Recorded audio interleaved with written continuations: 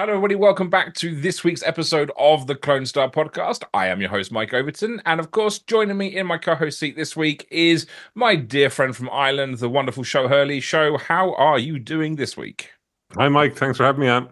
No problem at all. Now, this week, we're joined by a man who's worked in the industry for a little over 50 years now as an actor, voice artist, fight director, sword master, whip master, action coordinator, director, weapons expert, teacher, and trainer to the stars.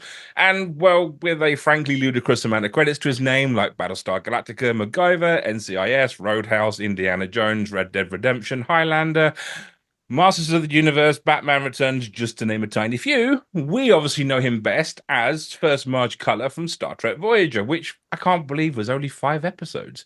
But we are delighted to welcome, the legendary Anthony De Longis to the show. Anthony, so much for joining us. Thanks for having me. No worries at all. Show. And I'll let you get the ball started. Well, first of all, you have a marvelous voice, if I may say. Oh, thank you. and I know such things. I knew you were serious when you said hello, yes, and welcome to the podcast. And suddenly, I feel like the BBC, the BBC. All right, then we'll get into your show on Late Night with Mike.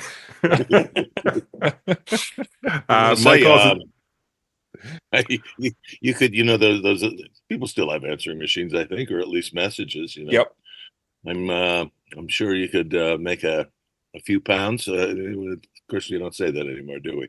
Or maybe they do back. Over the UK. It's still pounds. A few quid. I can't keep track of our own horrible politics, let alone worry about yours. To be fair, ours aren't much better either. I mean, I think we've had more prime ministers in the last 2 years than we've had hot dinners.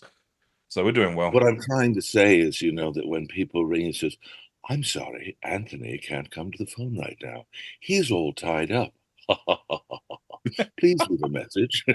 Well, we had the wonderful James Frayne on a few months ago, and we did our intro. And then he just turned around and says, can you be my agent and just welcome me into rooms and just read it off every time? So I laughingly joked around. I said, I'm going to record it and I'm going to send it to him at some point once we've recorded it so he can just press play. When he walks I'd much rather have you than, a couple of people going, a couple of trumpets with some flags. Okay. Well, to be fair, Anthony, most of the intro that was written for you is actually directly nicked from your website, which I was on earlier on. And I said, I can't phrase it any better than he has in the website, so I'm just going to take that directly off it altogether. It is why I do that. When people, I enjoy having these conversations. I think I'm going to enjoy this one in particular. But, Anthony, I have to say, send people material, so it's like just so to get the conversation started here. Don't like that, then go over here. For our audience, normally what we do whenever we kind of get ready for interviews is we'd write up like 2 pages of notes on kind of what's going on and things like that. But as we were discussing before we did the recording, in Anthony's case, it now expanded out to 6 pages of interview or of notes because there's no way I can summarize this man's entire career. It's actually impossible. There's so much going on here. Anthony, where does the story start? What kind of household did you grow up? Was it a creative household? Because I can't say what brought you into one field because you've basically got every single field covered in the entertainment industry. So I don't even know where the story starts. Hang on a second. Can you sing? Because I think that's the only thing. Yes, hang on. We need to know that. Actually. This is where you're an operatic tenor or something. Well, I love one of my students, a lovely actress, very talented. Actually, she used to work in the UK. Trying to think of one of her sobriquets. Her name is Ghislaine O'Toole. She's married to a lovely man, a producer and writer named Francis, and who is a direct descendant of Peter, and does a fabulous Peter O'Toole. It's very fun. We go back and forth with voices quite a bit, but she came to me, and I've been training her with how to crack whips aesthetically and accurately, and not just make a bunch of noise. And also throwing knives. She's getting very good at that too. It's fun and very. Anyway, she has taken over and she managed to digitize all of my instructional DVDs, which I started doing in 1999. I was going to I could write several books, and maybe we'll get around to it eventually. But I went, no, people's attention span is too short, so I'm going to do visuals. And so, first thing I did was it was called Rapier for the stage and screen. Second thing was called Broadsword for the stage and screen. Rapier is it's a little less rapier and more. It's my introduction and beginning to intermediate. Here is a structure that will keep you safe and free your creative imagination for single-handed weapons. And it's mostly saber, and I introduce some point work at the end. And then broadsword is actually broadsword, and there's some double weapon stuff, and it was very gratifying because Bob Anderson saw it, and he sent me a lovely some praise, basically saying I've always wanted to do one of these, and this is the first one that I really enjoyed and thought got material across in an entertaining and useful manner. And we were talking about doing one together, and alas, he passed. But it was one of the things that I value was his critique and praise. So that was pretty cool. But and then I've gone on to do several things on whip. I created a system of whip work. Most people, well, okay, given this some thought, it's been about 40 years now. I've been doing bladed weapons over 50, but the whip is the first man-made tool to break the sound barrier. It's over 3,000 years old, 5,000 years old, rather. It dates to 3000 BC in both the Chinese and Egyptian cultures that we know of. It is a marvel of construction, and it is practical physics that any culture that ever domesticated animals has had a whip of some sort. And then of course people go, wow, what a great tool. Ooh, this could be a weapon. Man being man. And of course, and then it has all kinds of baggage from the Spanish. Nobody expects the Spanish Inquisition. It's the exact opposite of the comfy chair. But anyway, most people have a tendency to, yank and crank and force the whip and make a big noise, and they think they've accomplished something. It's like any boob can make a big noise with a whip. That's what it's designed to do. I looked at it and went, why are you people working so hard?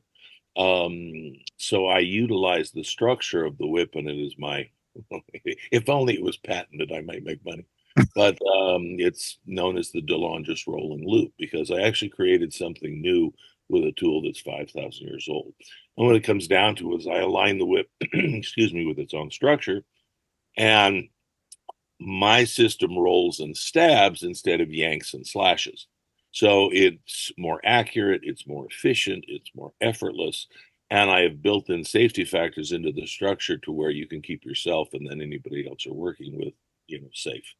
So that was what I was working on when, I got a call going, you want to teach Michelle Pfeiffer how to crack a whip? And I went, yes, I do. And I went in and, I met with Michelle was having, a costume, a screen test for her costume. And, so she and Tim Burton were both there, and they were talking about, well, we're thinking about using a cat of nine tails. And I said, well, please don't, because all you can do is pose and hit things. It's a flogger, it's a punishment whip. And with all of that baggage, I said, here's what I do with the whip. And I, started to show them that just it's more aesthetically pleasing because you get to watch the whip roll out, and it becomes not about the whip, it becomes about the person who is, wielding the whip. And Michelle, and she goes, that, I want that. And we had almost 6 weeks training together because they were shooting out Danny DeVito, which was great for us. And Michelle realized I was trying to give her another language, to as she was developing her role. And I think she's the best thing in the picture. She's a fabulous Catwoman.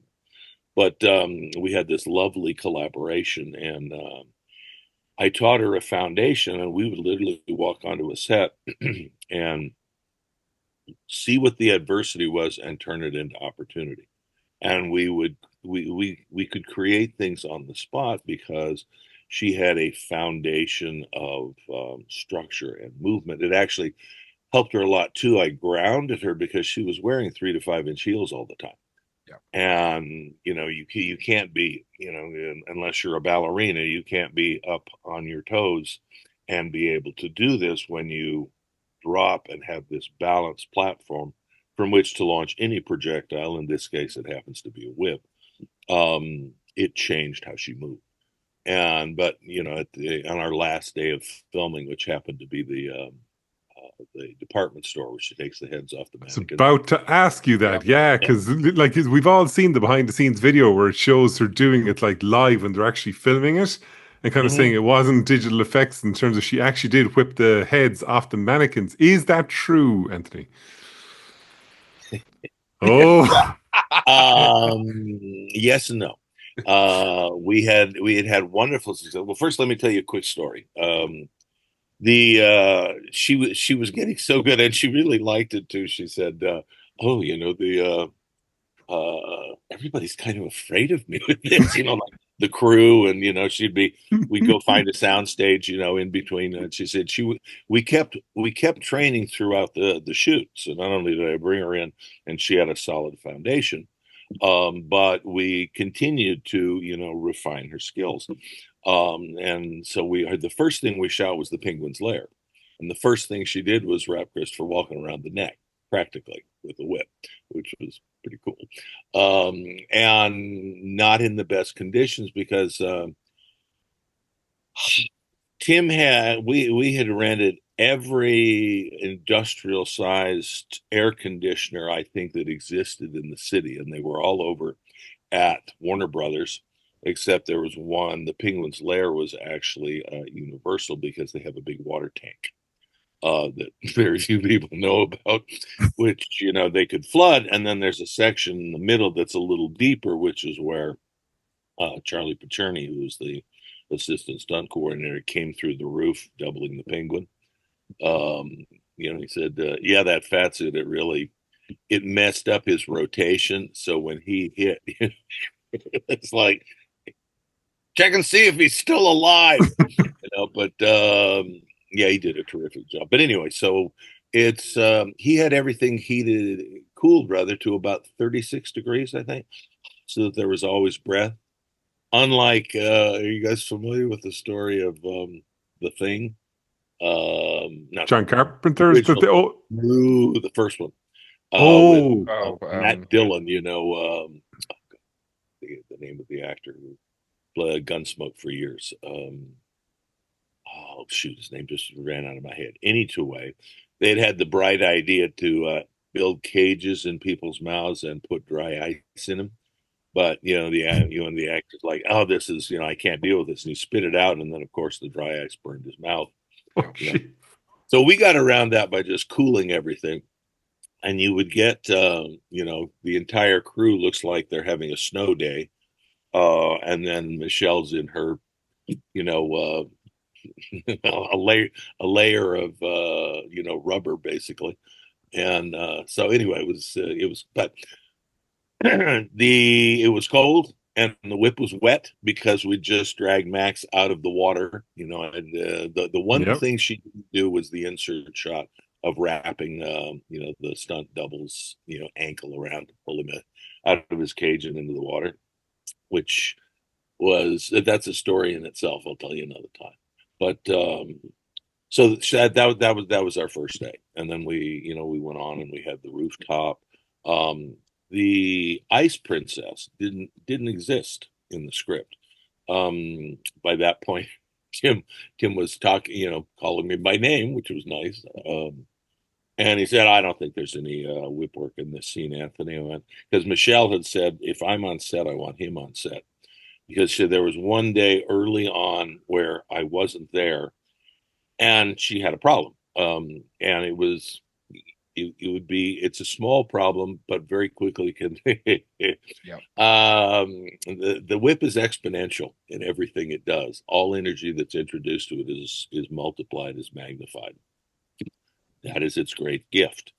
The curse of the whip is all energy is multiplied. So if you send it a mixed signal, if your hand rotates a quarter of an inch, it changes totally, what happens with the whip. My whole system is about um, balance. Basically, it's form the loop and follow the handle. And the angle of the hand sets the angle of the blade, because to me, a whip is a supersonic flexible blade, because I come from a sword background. So the angle of the hand, this sets the angle of the path of the tip of the whip. That's the beauty of my system. Most other people, the whip does this and they push energy uphill, so it'll run downhill, which means it requires a lot of effort.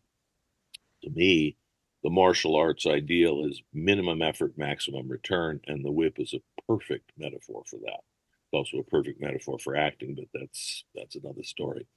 Anyway, so I said yes, sir, and I watched them do the rehearsal. And the ice princess is in the chair, and she's going to cut him loose, and she's going to dump it, and she's going to throw the chair, and then she's got to get the girl, and then she says girl talk, and they leave.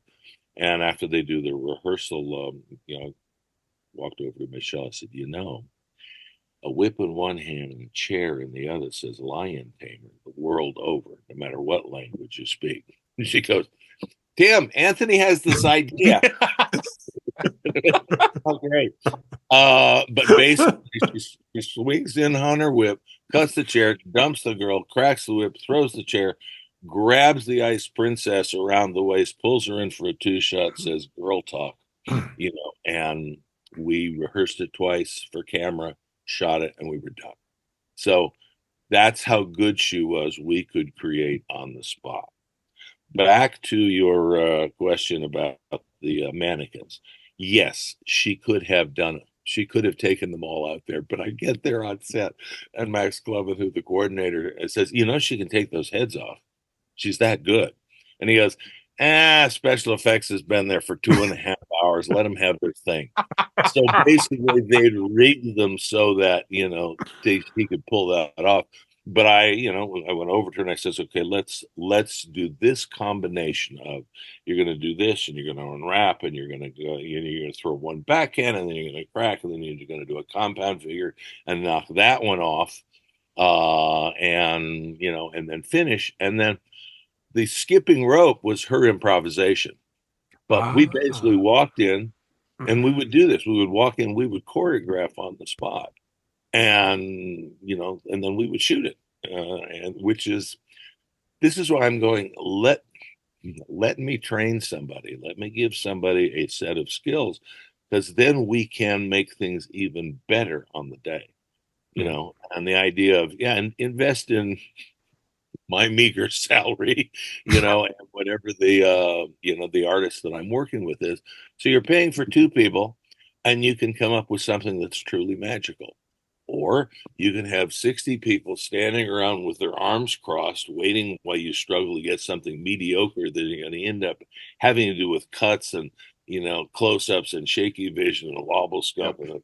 And loads of VFX later. So she is, I am a big believer in practical stunts. I've thrown knives and axes live on set.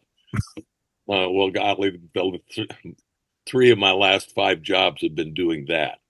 And it's another skill that I developed so that I could keep working. It's like, okay, how about this one? You need this one? Look, here, it's like a Chinese menu. Which one do you need?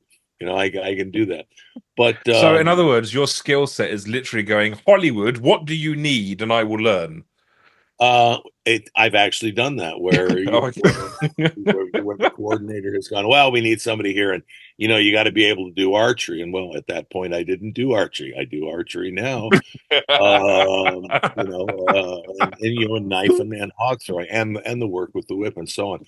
Basically, what I mean, I like to train to actually be able to do something, because, like I say, if you see somebody throw a knife practically, they can be rehearsing, they can be, they can be just practicing, they can be screwing around in their, lair of evil or whatever the hell it is. But once you've seen it done practically, then you can do all the special effects that you want to because people will buy into it. It gives you a credibility, like Michelle Pfeiffer's credibility. No one's ever come close. And Yep. alas, same producer, and I can work in Canada, Denise Denovi. I didn't get to do Halle Berry's. And basically she did the stripper strut, and that was pretty much all she did with it. And then everything else was CGI. And then with the one with golly, She Dreamed a Dream. What am I trying to think of? And Catwoman wrote a motion. Oh, Anne Hathaway. Oh, Anne Hathaway. Tremendous actress. No whip. And then the latest, our Catwoman, no whip. And you're kind of, this is her iconic character action prop, and look, it couldn't be done in the hands of another artist. It wouldn't be Michelle. It would be that artist, but they would have this tool. I tell people,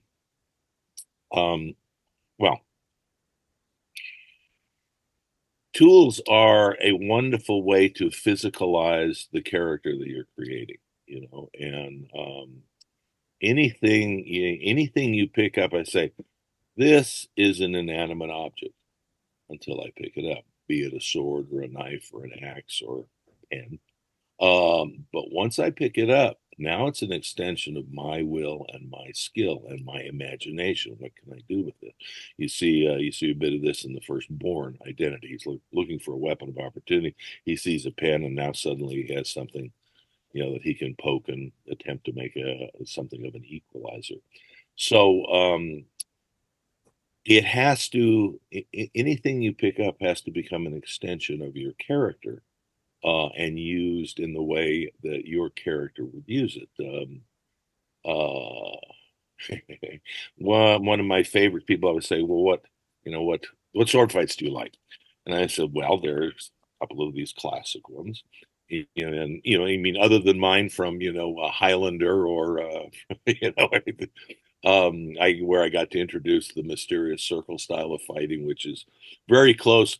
It's done at sword's point the whole time. It's stiflingly close, which means you can get two people in frame at the same time, which is unusual. So that's just an advantage to it. Actually, Anthony, just as you mentioned sword fighting, question for you. What's the best movie sword fight you've ever either A, seen, or B, been a part of, or C, been a choreographer for? Well, I'm very fond of my Highlander episode Duende, which is season 5. It was originally called The Mysterious Circle because I had guested on season 3. It was called Blackmail. Originally Sex, Lies, and Videotape or something. But anyway, it's called Blackmail. It was one of my favorite lines. It's the first time I've ever seen a lawyer need a gun to rob someone. So that was very good writers on the show. I loved that Highlander TV show. That was absolutely brilliant. It was so good. People told me all about it, and I saw it in season 1. And actually, Bob Anderson, I think, started it. Bob is, top shelf. But I'm kind of going, this show hasn't quite found itself yet. By season 3, where I had the opportunity to guest star on it, I went, show knows they found themselves, they found their heart. Friend of mine, Gillian Horvath, who wrote the Duende episode, along with David Abramowitz, who was head writer on the show. She also did a one called Myth Quest. I played Lancelot, and Braun McAsh, who was the sword master on the series for like season 3 through 6, I believe. Terrific fellow, very extremely knowledgeable. And when I arrived on set, he went, "Oh, thank God you're here. Now I only have to do half the choreography." Which I always appreciate when someone welcomes, my talent and experience as opposed to is threatened by it. And, that's happened more than once. But Braun, is very confident in his own skills, so he was just delighted. As he said, I only have to do half the choreography because instead of sitting at home and writing it out and figuring, okay, I'll do this, and then the other character will do this, and then I'll get this set. And, oh God, this person can't do any of that. You know, with Braun and I, we literally evolved stuff, which is how I like to work. He would do something and I would counter him. Hey, do you want me to do it this way? Do you want me to do it this? Oh, do the second one. Okay. So we do that. I do that. We go back and forth. And he's one of the few people that I will improvise live in front of an audience with and he's just sort of saying, all right, A or B. Okay, B. So right. And then you counter the counter and you do this and you're essentially creating a physical dialogue, to where you'll create a phrase, you'll create a conversation because that's how it's supposed to be. So I'm very well. Anyway, you get to see this. I kept trying to get back on the show, and I was able to go in and see David Abramovich and the writers and the producers on the show, and I said, "So how can I get back on the show?" He says, "Well, you were so distinctive." He says, "I'm an actor, David. I can be different." And he says, well, if you can come up with a backstory that we haven't done. So I came in and I pitched like 5 stories. They went, oh, yeah, we did that in season 3. No, we kind of did that in season 1. No, we did that in season, because by then they were going into season 5. They had almost 100 hours of, programming. Yeah. This was back in the day when you did 22 episodes, a season, which those were the days. So, and he said, well, if you can come up with something we hadn't done a backstory. And one of the ideas I pitched was the debt that can never be repaid. And they went on that. And I had an opportunity to go in and pitch myself as sword master for the Mask of Zorro, I guess, the Antonio Banderas, the first one, for Robert Rodriguez, who was supposed to direct. But 3 days later, he left the project. And then Martin Campbell came in, and Martin Campbell brought in Bob Anderson. I went, no, nerds. But the next week, I got a call from Highland and said, we've written this episode based on that, and we're going to let you incorporate, the mysterious circle, because I also pitched there's a style of fighting that goes along with this that's never been on film before. And so you want to go to Paris and do that? And I went, well, that's consolation prizes. Oh, this isn't too bad. So, yes, I do. And so we did. It was a grant. So I'm very fond of that, and both in the quality of the work that Braun and I created. Lots of stories there in terms of we had no rehearsal. I mean, I flew in, we threw something together. The next morning, we had half an hour of rehearsal because the camera truck broke down. So we're there in the garden. It's the art school in Paris. I forget the name of it. L'École des Arts. There's my French.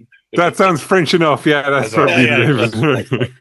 But we're filming, and it's Charlie Chaplin's granddaughter, actually, and who's playing my wife at the time, and but I get very jealous. And we're at the top of the stairs, and I'm smoking, and the smoke is curling, and I kind of give her a look, and I push.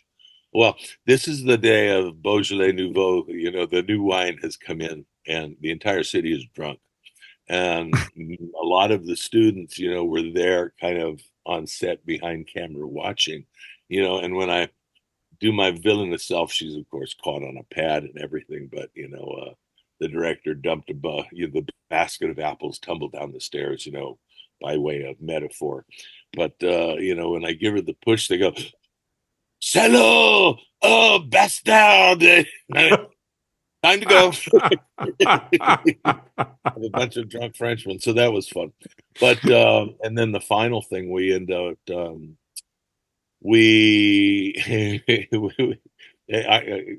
I guess that was our first one, and then we had one that we improvised on set, and then our last one, which was the big fight, the big climactic duel, which I always love because real sword fights don't last very long, but when you are watching, you want something satisfying.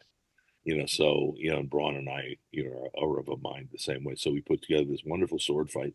Um, Adrian stopped filming. Went, I haven't seen the sword fight. We're shooting it tomorrow. Show me what we're doing. So, we did. And okay, well, we'll get to rehearse it on set. Well, the next day it's pissing down rain and we have no cover set. And it's the last day of filming, so it's one of those, what you don't shoot, you don't get to edit.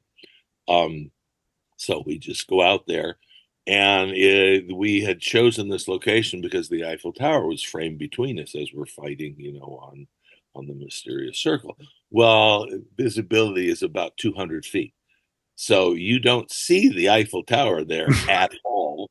And the light is so gray. We shoot for about an hour ago.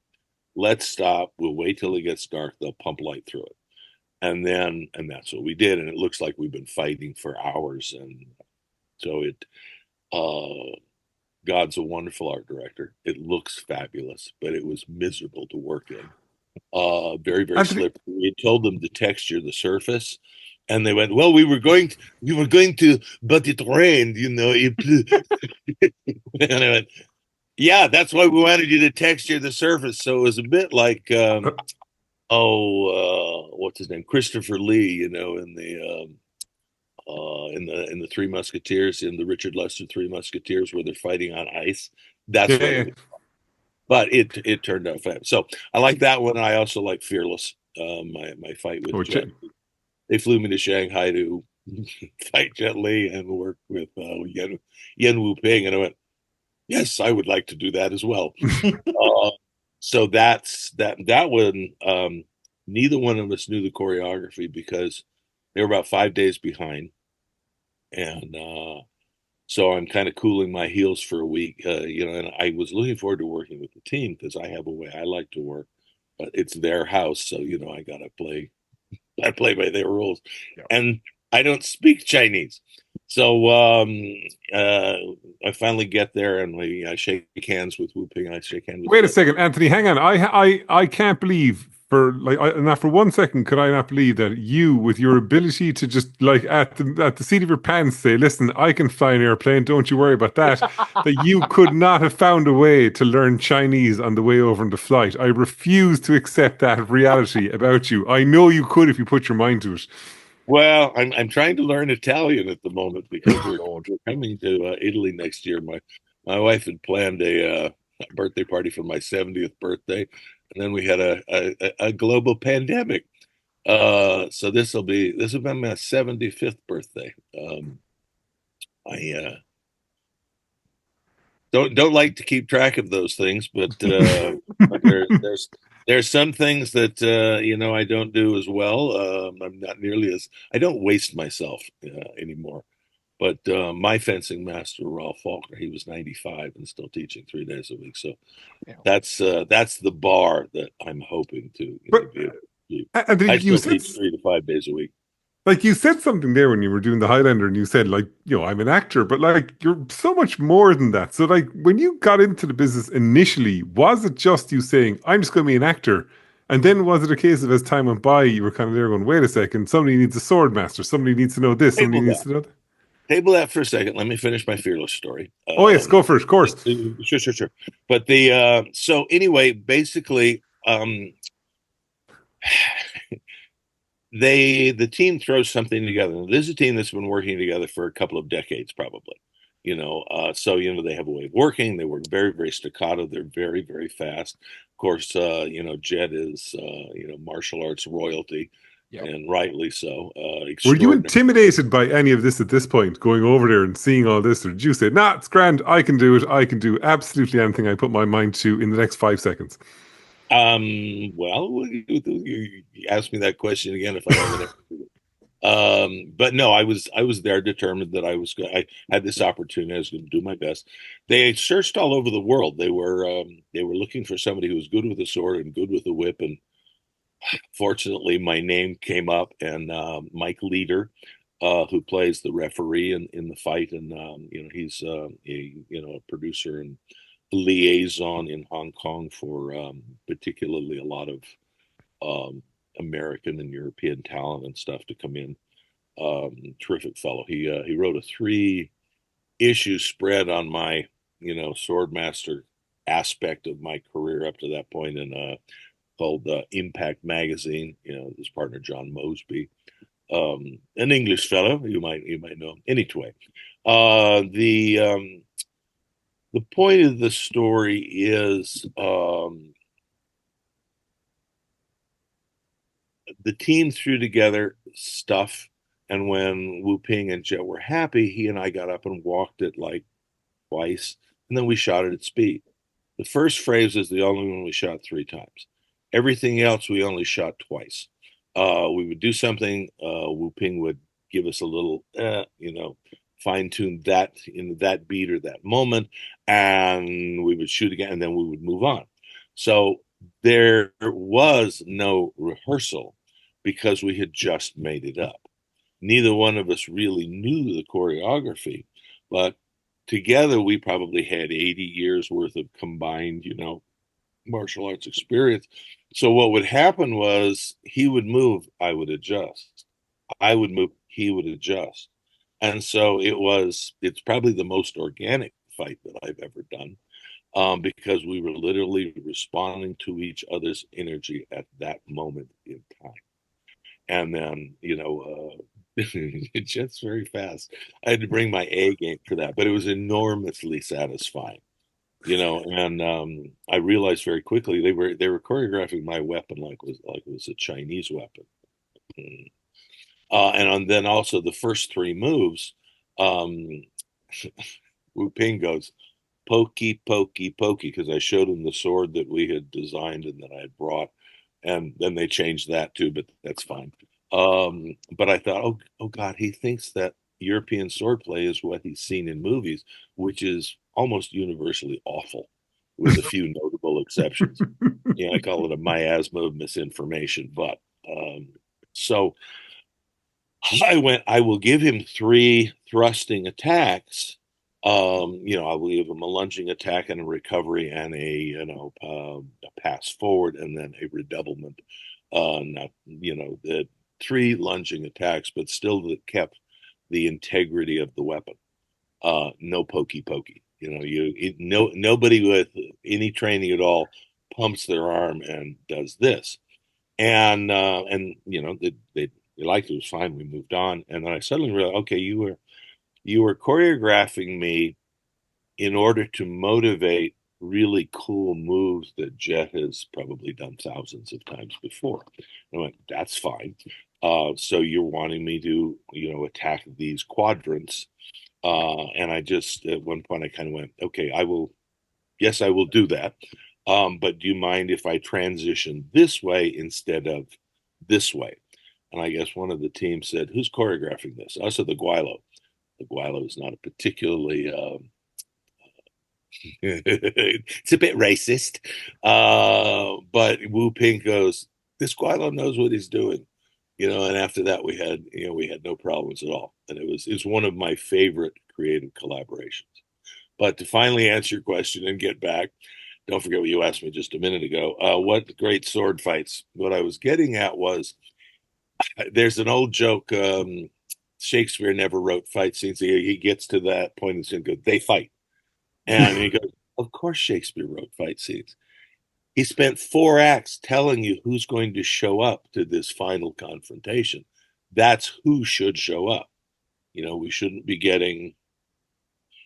Not everybody is a black belt, taekwondo, kung fu expert. It should be a reflection, but it's a reflection of the character. And one of the best ones of those is Rob Roy with Liam Neeson. And Tim Roth, and I believe it's Bill Hobbs. I think it's Bill Hobbs. Anyway, it's a terrific piece. But the point is, Liam Neeson's character, Rob Roy, he has a Scottish basket hilt broadsword, which is a weapon of war. It's substantial, it's durable, but it is a weapon of power. It will it will cleave you from the nave to the chaps. Shakespeare, and and he is also very honest and very very loyal, and he will come at you from the front.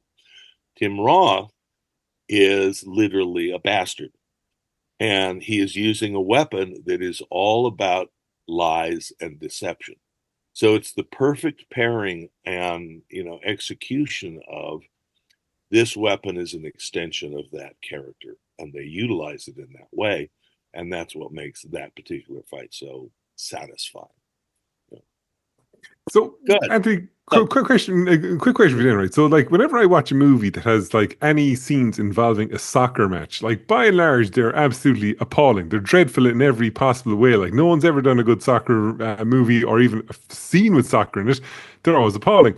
Whenever you watch movies and you see sword fights in them, by and large, are they kind of done mainly to look cool rather than be kind of like actually accurate to what a proper fight would be? Or how does it come across? Like, do you watch it go, I probably would have done this or that, or this is actually terrible that they're actually putting on screen when you watch any movie that has a sword fight in it?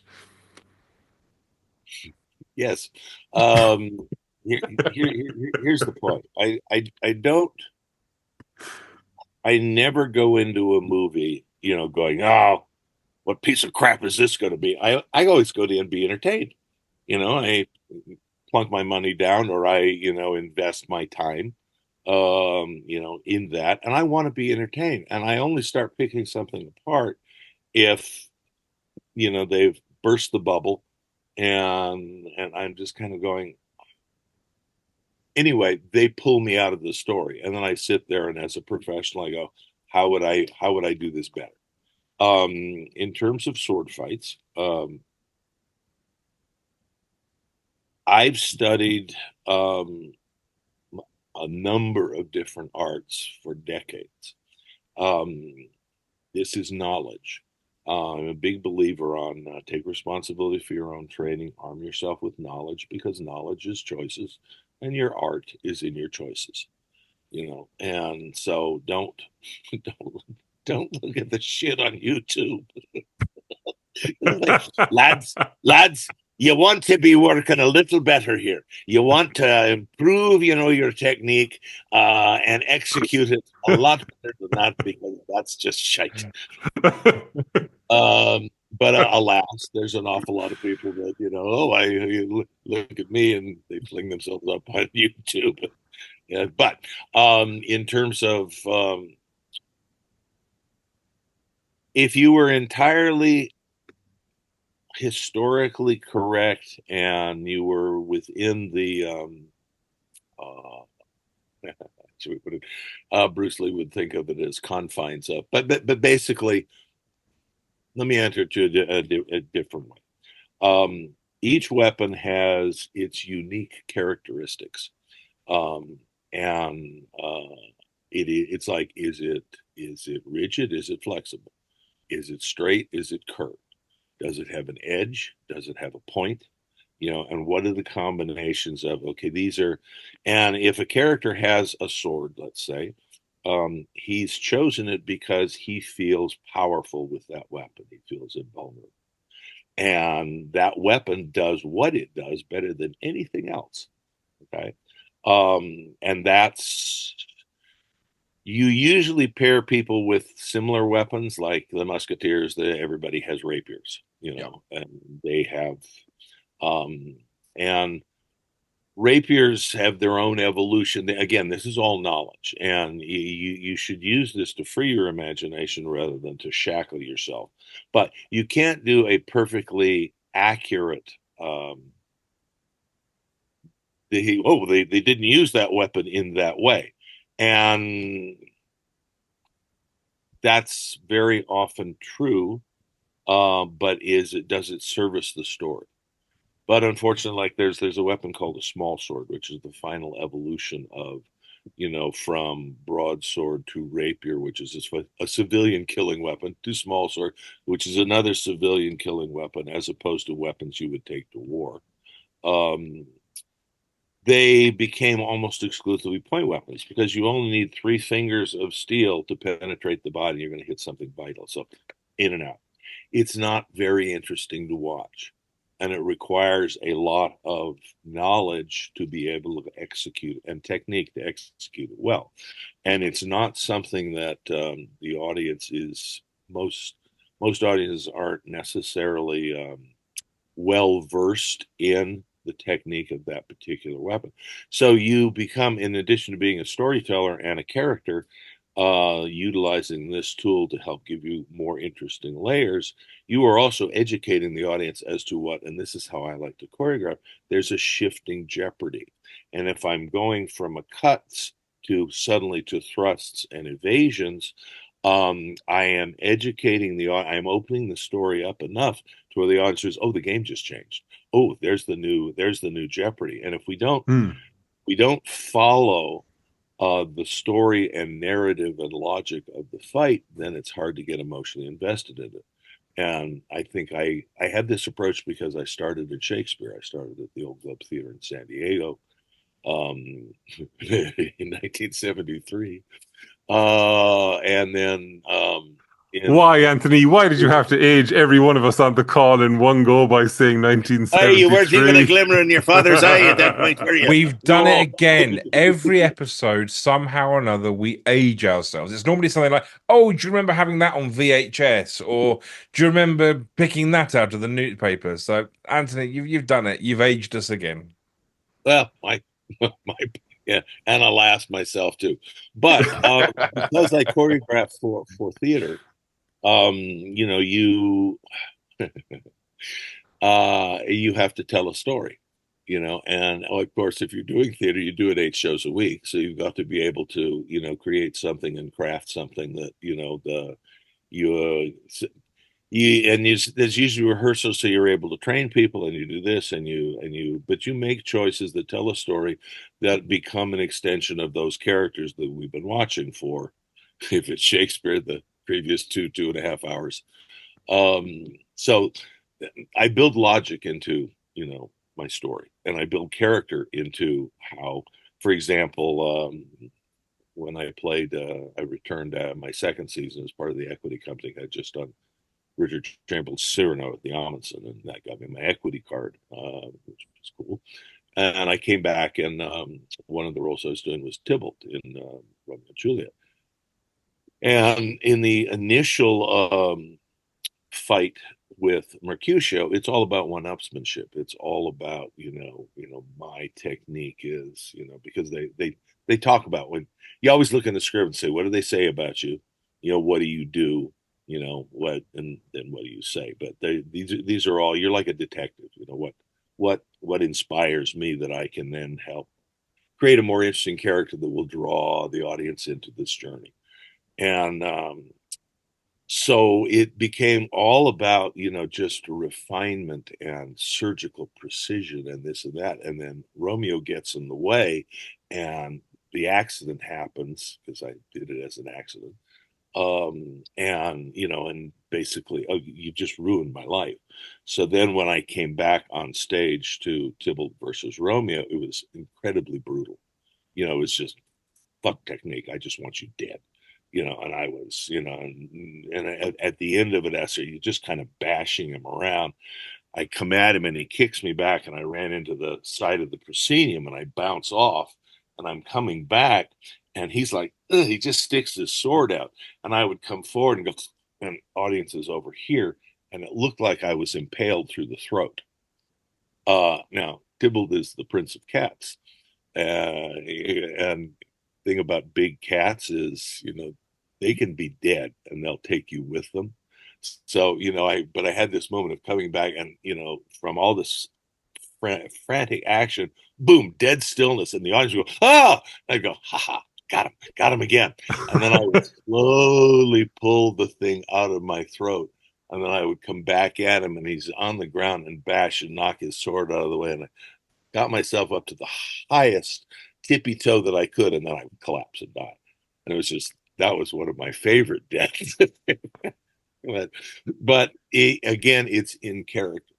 But to answer your question, yeah, it's you don't use the nature of the weapon or the system of fighting that you fight a certain way with rapiers, that you don't. You fight slightly differently with sabers. You fight slightly differently with broadswords. Whatever you have in your, in your hand, you're going to utilize, but as that character. You shouldn't use it as a shackle. You should use it as an inspiration. But you do make choices that's like, I probably wouldn't do that with this weapon, but in this instance, I am emotionally, I, I lost control. So you can you can get a little bigger, a little broader, for the sake of the story and the character. And Anthony, in terms of say like where you are in your life right now, in terms of what you're doing, in terms of say training people and all that, is this where you thought you'd be, say approaching 75? That this like, did you still think you'd be, say, did you predominantly being an actor, or did you predominantly say I'm going to be a coach? What did you think you'd be doing at this stage in your life? Why is it still so hard to get a fucking job?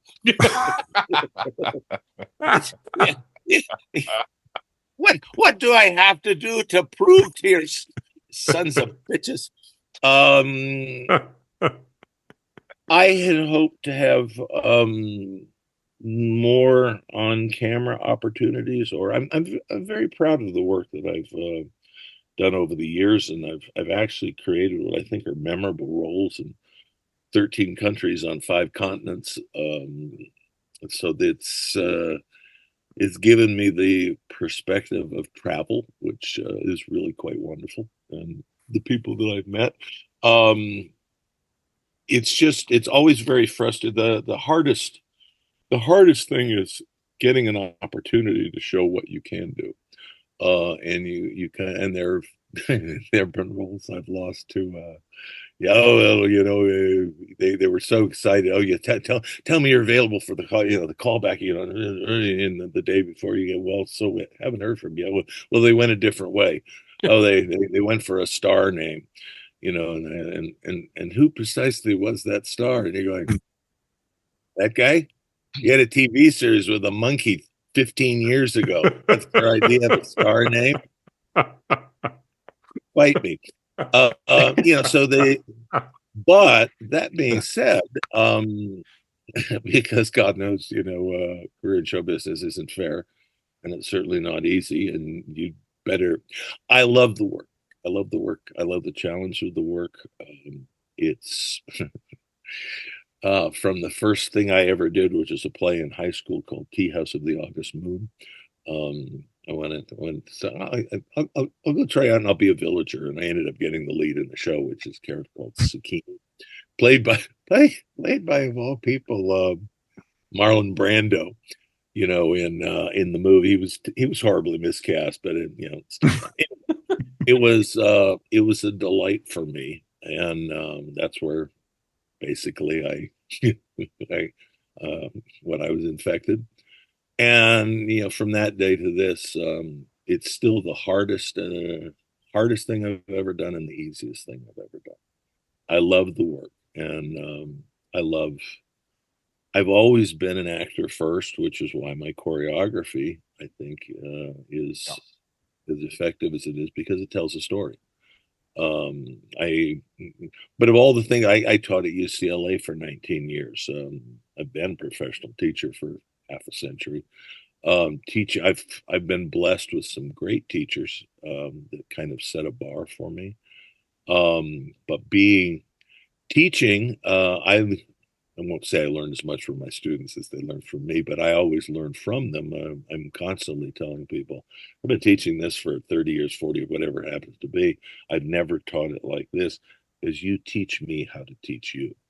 But as I'm teaching you and getting this new and slightly more refined perspective on something, or just something that I hadn't thought of until I figured out a way to communicate what I know to you, once again, I have another layer of knowledge, understanding, or just perspective, and that's what keeps it entertaining. And so it's very important. One of the things I'm proudest of is that I'm a very good teacher. And like And Anthony, just like in the very brief period, like we've been talking, like what's really coming across in terms of your personality is that you have a very strong desire to like learn and never stop learning and keep on kind of growing and developing and like looking for opportunities. Like you said, like you've missed out in so many roles, but it always kind of feels like that you're happy working. And if it means then that you have to kind of try something new, that's absolutely fine. Like it was interesting when we were emailing trying to sort this out. I said to you that I was playing back Red Dead Redemption. And like even as we've been sitting here, you've put on different accents, you've given us different kind of voices, and you've like a wonderful voice as well. Like it's absolutely incredible just listening to you here and things like that. Do you feel that about yourself that you're a very kind of what's the term I'm looking for? Renaissance. Yeah, Renaissance, is that's it. that Yeah, what I'll you're go with gonna that 100%. Yeah, that's exactly the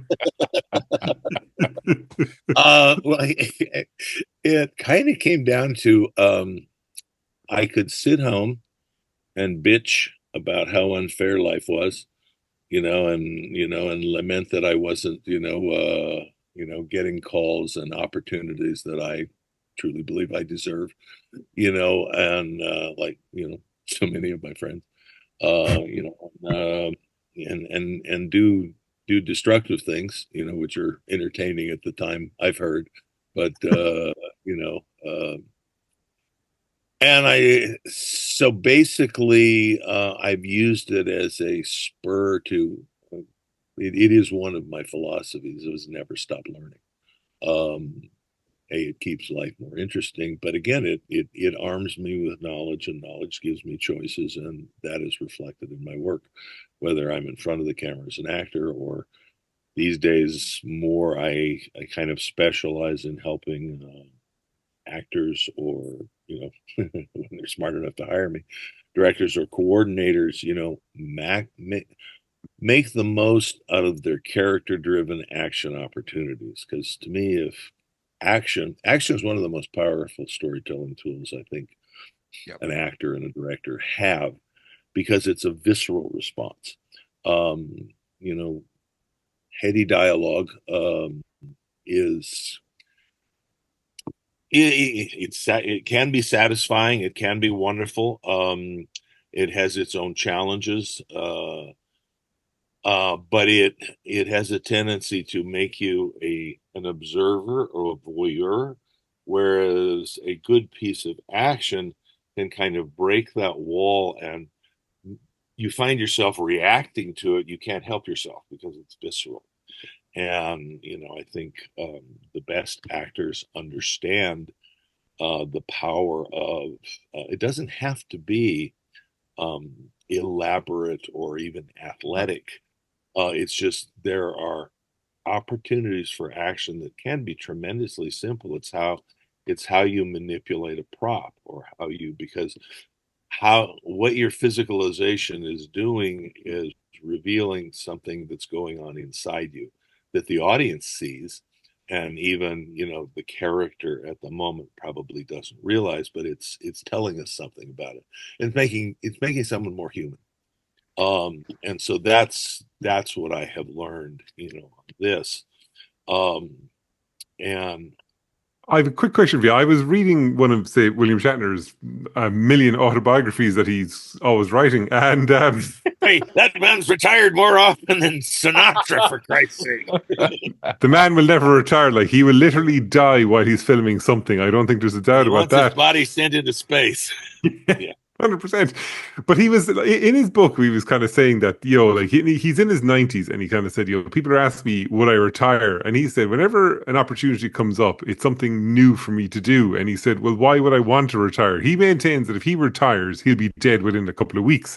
And Anthony, again, I kind of feel that is probably going to be like you. Do you feel like you ever actually want to retire? Do you ever feel like there's a day where you're going to say, nah, it's going to put my feet up now, forget about it, I'm done? Or will you always kind of feel the challenge of, I know I enjoy the teaching, I enjoy training people, and there's always going to be opportunities for my skills to be transferred to other people? Yes. That is not the philosophical question you were expecting to get in this podcast, Anthony. I fully appreciate that, but unfortunately, here we are. It is. Well, to kind of finish what we were doing to get us over into that was, so basically I started instead of sitting home and pissing and moaning and finding new destructive things to shorten my career. I just started adding to my store of knowledge. As I said, I taught stage combat and character movement at UCLA for 19 years. I stage action for Los Angeles Opera for 20 years. That was an adventure. I'm working with world-class voices, most of whom haven't had a conversation with their body in decades. And I always push the envelope, and I was supported and encouraged to do so. So I heard some wonderful world-class music that I wouldn't have gotten into if I hadn't, prepared myself. The work I did in theater has given me the foundation to do voice work, because when I did Red Dead Redemption, it was funny because I'd read for The Father, which was a small role, and I thought I wasn't sure what I was reading for. I got sent in, and then when they brought me in, they had me do, Sheriff Lee Johnson, which was tremendous fun. And we shot the performance stuff, and it was like, oh, I've always wanted to be in a Western. And basically there's a couple of clips from that scene. I had to get a friend to play it because I don't play games, but I sure like to be in them. And they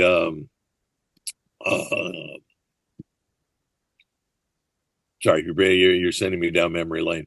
But it was tremendous fun to do. And then they actually, I just had a horse crash, and then I was producing a sword DVD for people who would come in. So I had about 2 days to sort of recover from that, and then do that, and then they flew me to New York to do all the game stuff for Red Dead. And it was like 178 pages. I did it in 2 half days, 2 4-hour sessions. But I'm doing this, and because it's a shooter game, everything has to be recorded at about an 11. So tremendous full projection all the time. And I'm just sitting there going, it's a good thing I have craft. You don't have to go to England or Australia, for Christ's sake, to get a lot of people who have some craft. I'm right here, mates. Come on.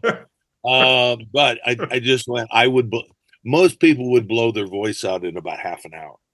And I'm going, but I have the background and the training, most of it done through myself.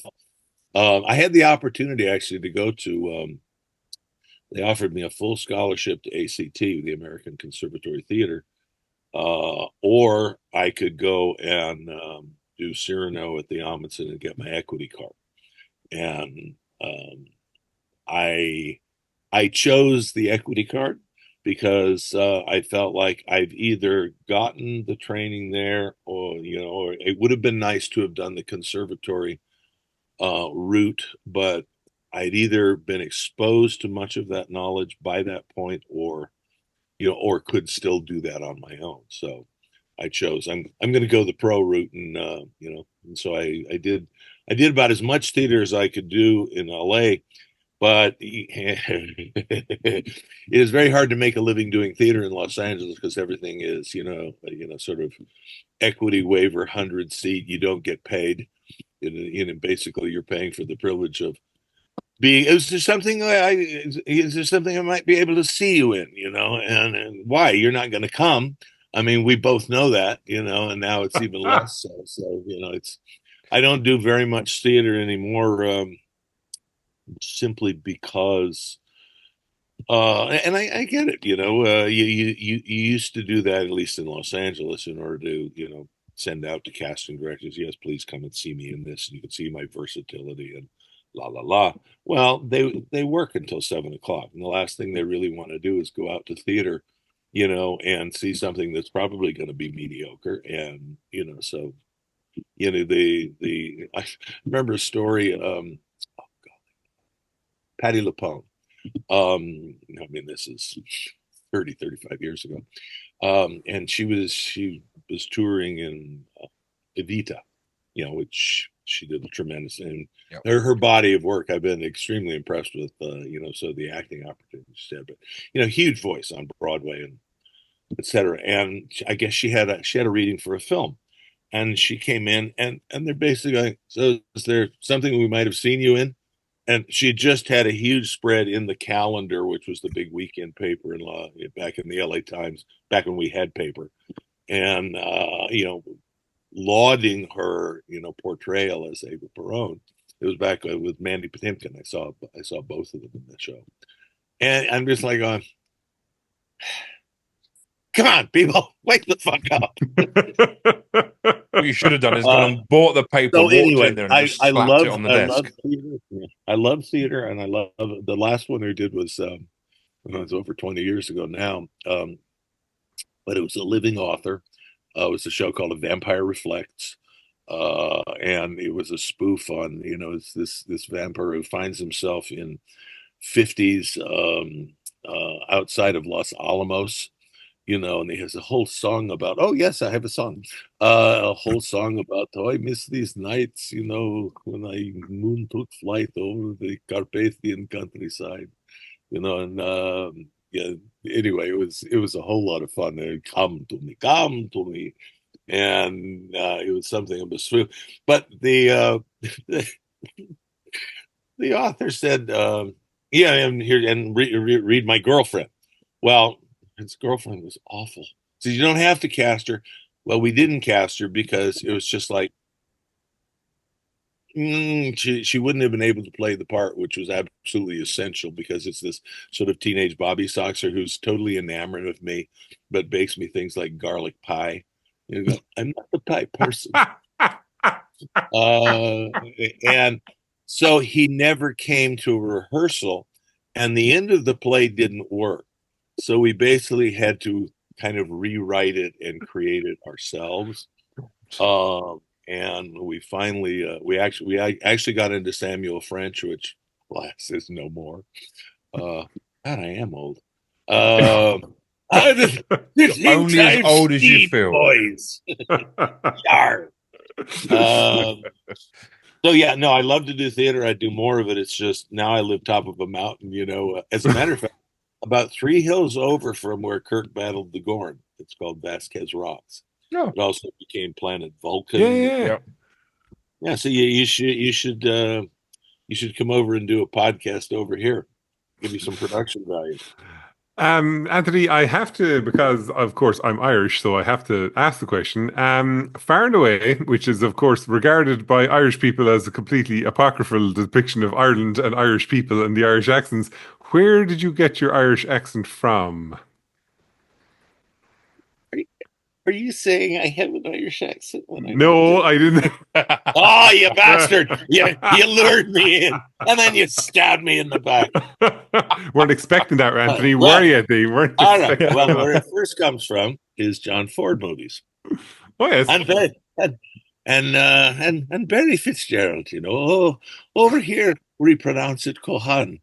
As in that was, John Ford's dig about Cohen and all the Jews in Hollywood, but never mind. It's rather subtle. But so there's a bit of that. And then I ran into somebody who was Irish, says, you sound like the Pooftas in Dublin. And I went, well, it wasn't my intention, but I'm just going with, what I've heard. So basically it's something a bit cobbled together. I have a good ear for accents, but I need a decent model. And alas, it's a bit like swordplay in films. When you're watching Irish people in films, you don't always get perhaps the real deal, or God knows. In other words, like anything else, if I were to get the opportunity to do a role where that was required, I would spend the time and be specific and as accurate as I could be. But as someone told me many years ago, that when someone speaks with an accent, they're not trying to speak with an accent.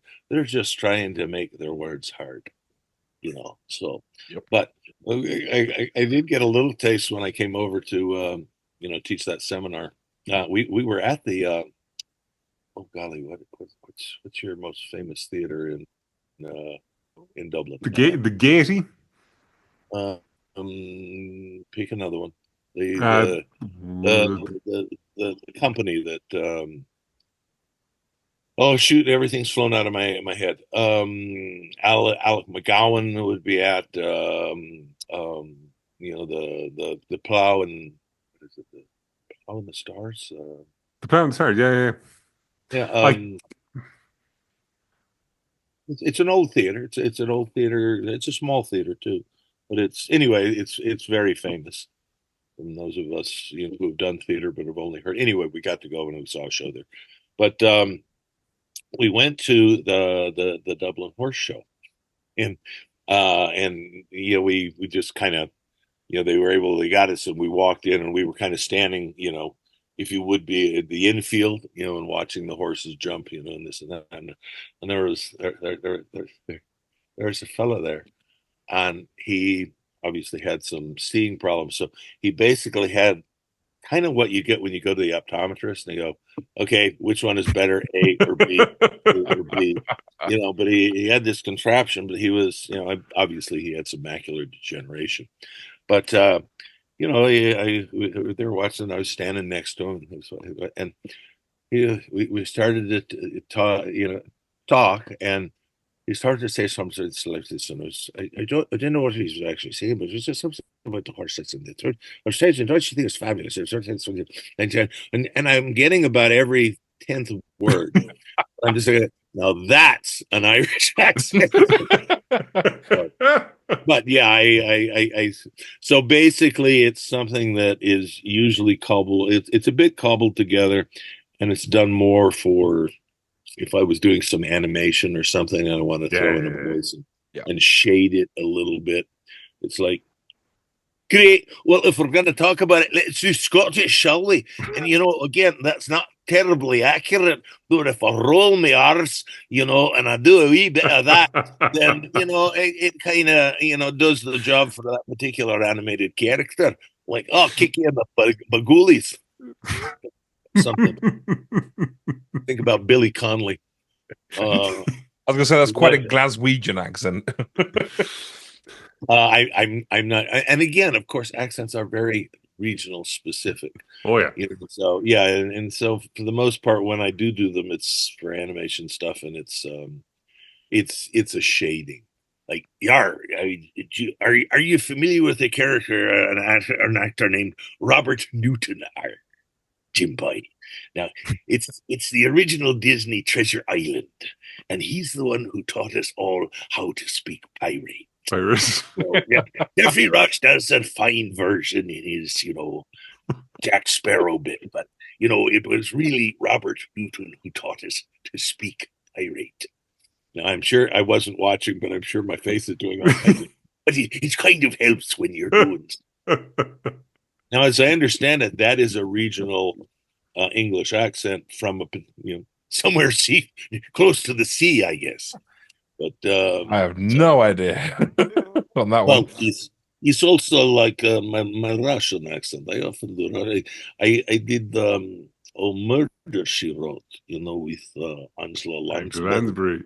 Oh yes, and a lovely lady. And we had Edward Vallella, who is ballet dancer from New York City Ballet, and he says, "Oh, you're Russian." I was KGB. This was back before the curtain came down, and now the town gets lousy with real Russians. They go, "Oh, must be fluent in Russian." I'm going, why? I'm going to say one line in Russian, and then I'm going to speak with a terrible Boris Badenov accent. But he complimented me on my Russian accent because he would have had a lot of Russian ballet, masters and teachers and stuff. And I'm kind of going, well, to tell you the truth, I make big trouble for moose and squirrel. You're old enough to remember Rocky and Bullwinkle. Yep. Yeah, I'm Rocky and Bullwinkle. Anthony, how did Star Trek come about then? They were reading everybody in town. And I guess they weren't happy with their first one or two or three. Oh, good, we get a Star Trek question. I see you're circling back. I had to ask it at some point, Anthony. Yeah. Legally, we're obligated to do it at some point. So I finally got an opportunity to read, which was cool. Now the funny thing was, actually, I have a picture on my wall. Is it close? Aha! Can you see Oh that? yes, yeah. Yeah. Oh, there I am in my That's from showgirl. Alliances. Yes. Sorry. Yeah. Yeah. Good. Wow. Good for you. I got the script, or I got the scenes, and I looked at it and I went, "Oh, I thought Culluh was trying to romance Janeway." So when I read, I played it semi-flirtatiously, in that kind of, overbearing, you know, toxic male, quality. But I couldn't have been more wrong. But they saw something they liked, and I got the part. And so we did the first one, and it was funny because I'm getting all this stuff on my head. I'm saying to makeup people, Westmore had done it, and I worked with Westmore on The Sword and the Sorcerer too, this tremendous makeup artist. But he wasn't there. Whoever was applying I was just, a guest lead at that moment. And I said, "So is this organic, or is this tribal?" And they went, "Oh well, they didn't really know." They gave me some, but I had dog chew toys in my hair and this and that. I was a high profile vehicle. When I would when later on, when I finally got on the bridge when we stole Voyager, to go through the door, I would have to be walking towards the door and very subtly bend my knees until I got through the door, and then I could get it back up again. Because one time I went, "Think." Oh, and when we were out at Vasquez Rocks, which is where we were marooned, this like, well, this is kind of serendipitous. I was a high profile vehicle. It was breezy that day, and I'm just kind of going. It gave me an even greater appreciation for showgirls, if you know what I'm saying. Oh, I've got them. They've gone off. All right. Wait a second. Were you living when you were filming these episodes of Voyager? Were you living where you are now, Anthony? Actually, you weren't able to say, "Hey, I can see my house from up here." No, Just I going was for still. lunch. I lived in the heart of Hollywood for 25 years. 18 of them across from the Hollywood Bowl. Oh, So I would do all of my teaching in the park next door. Made it easier to go to auditions, but it's also constant noise and Yeah. basically it's right on Highland, so it's the last thing before you get on the freeway, and anything less than a 3.0 earthquake, we just thought was a big truck. But I was there in the big earthquake that it actually cut all the power, and I walked outside. And it was like being in the mountains and kind of going, "Oh, so this is what the apocalypse is going to be like." Yeah, I used to. At least you can defend yourself. I used to get it, but well, I have more now. But it was it was a townhouse, so it was a junction and a quarter of townhouses that had been built in the 20s. Over the fence behind us was it was a house that Louis B. Mayer had ensconced one of his mistresses in. But the cool thing about it was it had this circular staircase that went up that was like a library, it was like lined with books. Um, and so that was pretty cool. But I had, it was a townhouse of 2 stories, so I would put my swords in the railing going up the stairs. So I probably had about 30 swords going up the stairs, and others hung. It's a step and a reach, and I should be armed. People would say, "Yeah, I want to come over here." They say the same thing now where we live, but I say, "Yeah, bring ammunition and bring food." I can just imagine your townhouse and the police turn up and say, "Yes, we'd like to interview you, please." And you can see, "Yes, 1 second," and just turn around to the banister and pull a sword out. Well, that I was going to say that That would up the force continuum, wouldn't it? Anthony, just in terms of say, like as Mike said, we were kind of shocked to just realize you're only on 5 episodes of Voyager. Are you still surprised that, like, say, your character is still so well kind of regarded within the Star Trek community? Like, after only 5 episodes, like that you were able to, in just those 5 episodes, make such a memorable impact on people. Well, that's very kind of you to say. It was a lot of fun. It was a lot of fun to play. I kept worrying, because what do actors worry most about? They're going to kill my character. And we even had that big, Godfather, helicopter shoot all the guys locked in the room when we had Yep. that sequence essentially. And I'm on the floor, and I went to go see um, the producer on the show, lovely lady. Joe Taylor. Yep. Yeah, it was Jerry Taylor. Yeah. And I said to her, am I dead, or can I be mostly dead? Can you see me twitch, and then you can decide later? And she goes, "Don't worry, you're not really dead." And she was actually very open. I was trying to suggest that perhaps my character, could continue. I said, this is, the Kazons, they're another, they have traditions and, things like the Klingons, and the Klingon and their batholith and blah, blah, blah. And I was trying to suggest that wouldn't it be wonderful to have an episode where we got to see, their rites of passage and manhood and or the weapons that they fought with and this and that, basically trying to open that. He says, well, you already have the only storyline dealing with somebody who's not a current regular on the show, because Seska and I were kind of an offshoot. Yep. And so basically, alas, that didn't happen. And then Seven of Nine with their great tracts of land showed up. And they went to a different space, and alas, I was gone. So I would like to have done more. You say I'm well regarded. That is lovely to know. I would appreciate it if some more concrete evidence of that were to transpire. I've never been invited to a convention. What? I tried to get reach out to forget who supposedly does it. Creation will be the ones in the US. Yeah, well, it's creation. And I got to go once but just to walk in the door without having to pay. But that was back when, because we still had the original, and then we had the next generation, and then but I guess I don't know if they ran out of money or they ran out of interest. But like I say, I've never been invited to any Star Trek convention, as my character. I'm kind of going, this character hasn't been to one of these.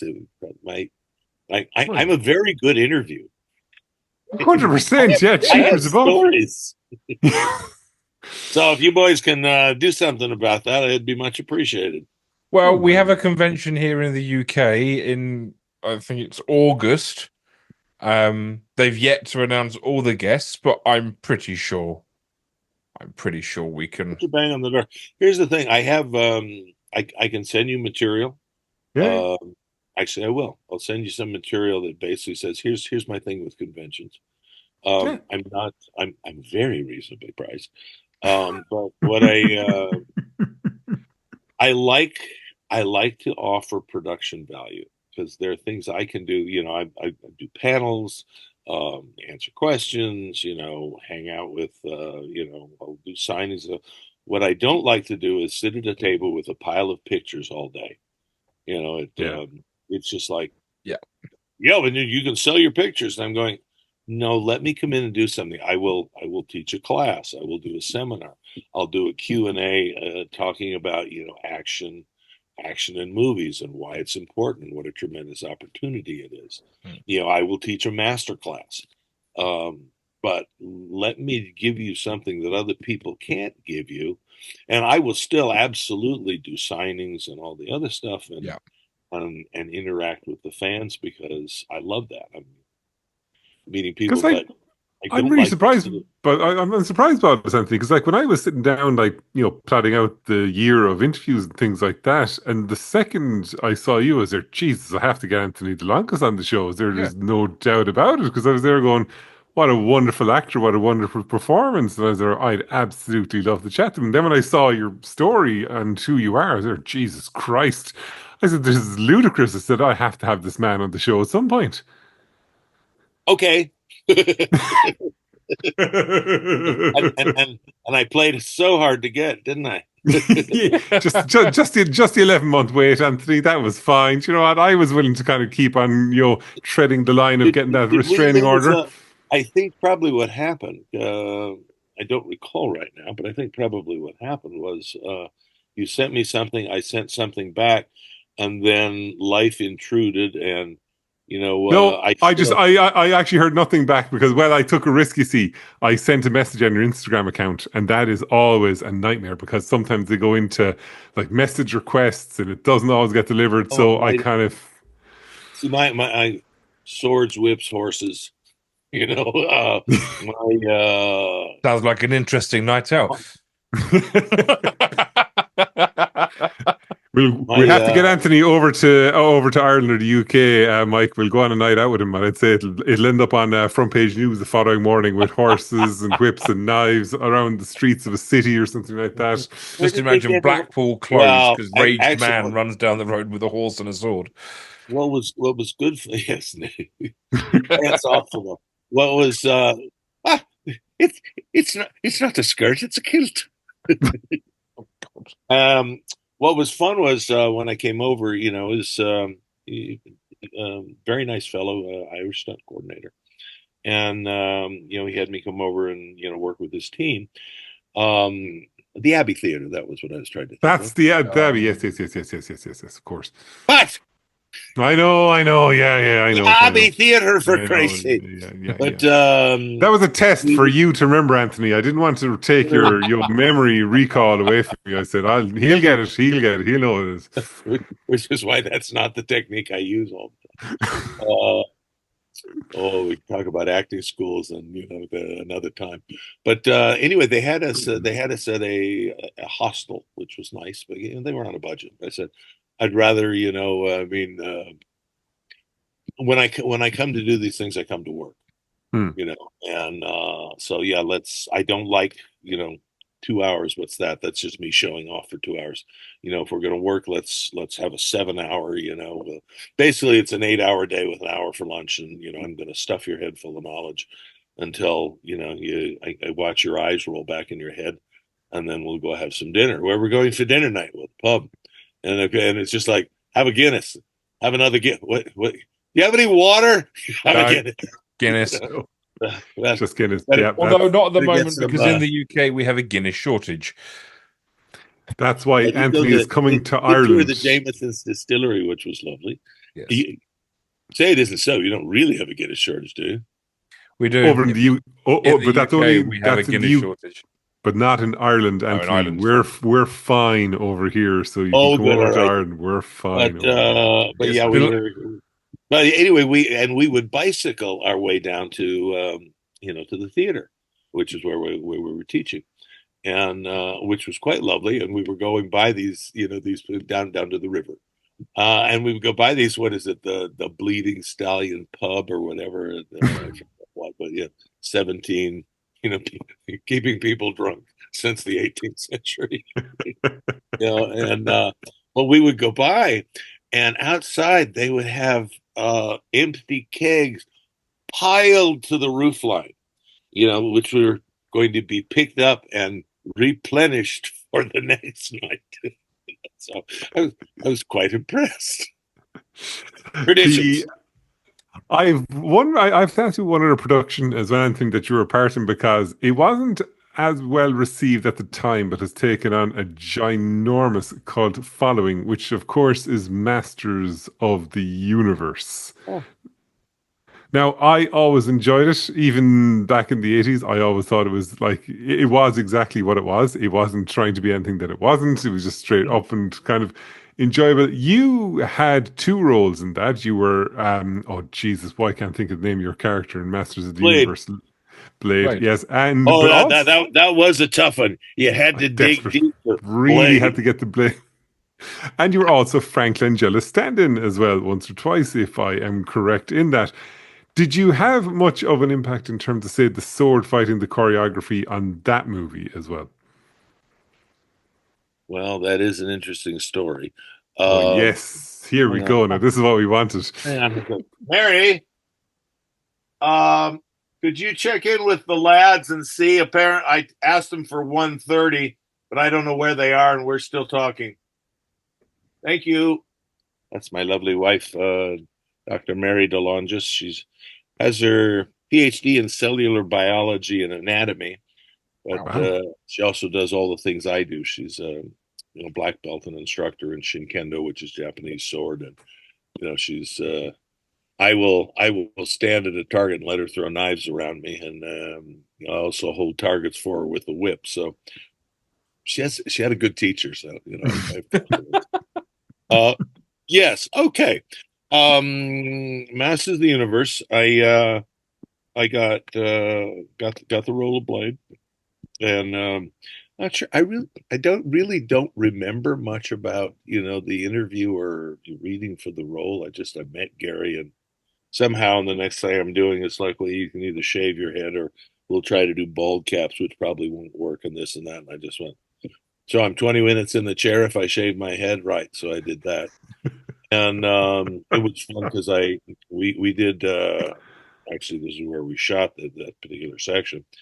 6 weeks of nights in a town called Whittier, which is about it's a it's a 45-minute drive unless you're in traffic, and then it's a 2-hour drive. So we were doing nights, so I would hit traffic both going to and coming from. Oh, And they gave no. me an electric razor, and I would sit in the car and shave my head and look at people. Imagine driving past Anthony's car on the freeway, and there he is, like shaving his head, staring at you menacingly with probably This loads this of was swords and before knives. Michael. This was before Michael Jordan had introduced the style. It was a while ago, wasn't it? But anyway, I met and I knew the coordinator Walter Scott, who I worked with several times. Later on, I did Secondhand Lions, which was a delightful little film with Michael Caine and Robert Duvall, Haley Joel Osment. And, I did all the flashback sword fight for that. It was great fun. But anyway, Lauren James, who's a very famous stuntman, was assistant stunt coordinator, and he was supposed to do the sword stuff. And Lauren, we'd done MacGyver together. I was Piedra the assassin, and I did an Irish accent. Oh, and when will his lordship the cardinal, become? But I saw you, me heart. Anyway, it was one of my mini masters of disguises, but it was kind of fuck. I'll throw this in here. I was the kicking nun at the end because I'm in disguise with the curare needle, and all this, which was grand fun, and then whip off and we have our big fight. But I knew Lawrence from there. He used to double Steve McQueen. But I showed up and he goes, "Oh, you know more about this sort of stuff than I do. You train him." So I trained Dolph. I trained him for kind of off and on for about 4 weeks, and then I didn't see him for a month. And I kept saying to Walter Scott, the coordinator, says, "When can I see the location, and I'll come up with some choreography ideas for you."